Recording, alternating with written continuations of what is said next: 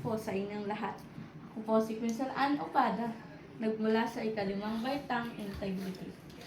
Ang pamagat ng aking talumpati ay pag-ibig sa bayan. Mga kababayan, ako ay tumatayo sa inyong harapan hindi bilang isang dakilang tao, kundi bilang isang simpleng anak ng bayan ito.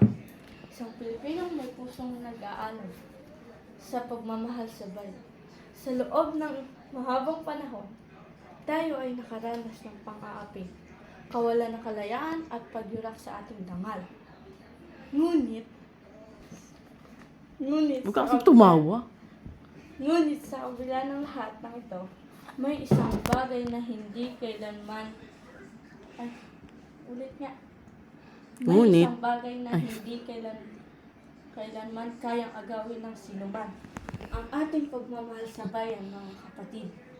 Ang ating pagmamahal sa bayan. Mga kapatid na na ako sa iglesia.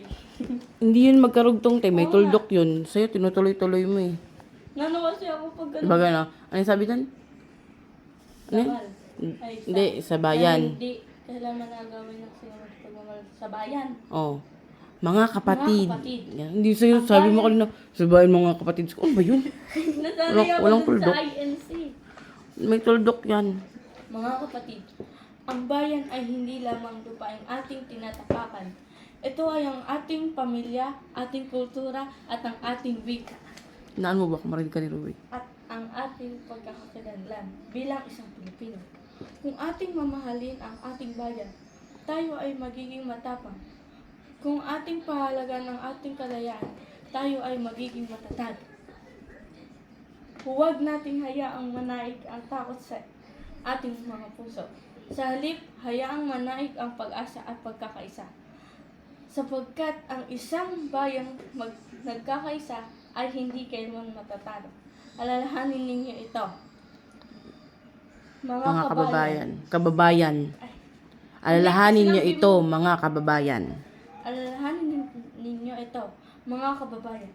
Ang kinabukasan ng ating bayan ay hindi nakasalalay sa iisang bayan lamang.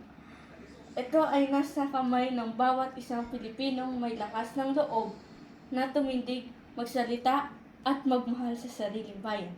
Kaya ngayon, ako ay nananawagan sa inyong lahat, mahalin natin ang ating bayan, hindi lamang sa salita, kundi sa gawa. Ipaglaban natin ang ating dangal. Ingatan natin ang ating kultura at ipasa natin sa susunod na henerasyon ang apoy ng pagmamahal sa Pilipinas. Sapagkat ang tunay na bayani ay hindi lamang yaong namamatay para sa bayan, kundi yaong nabubuhay araw-araw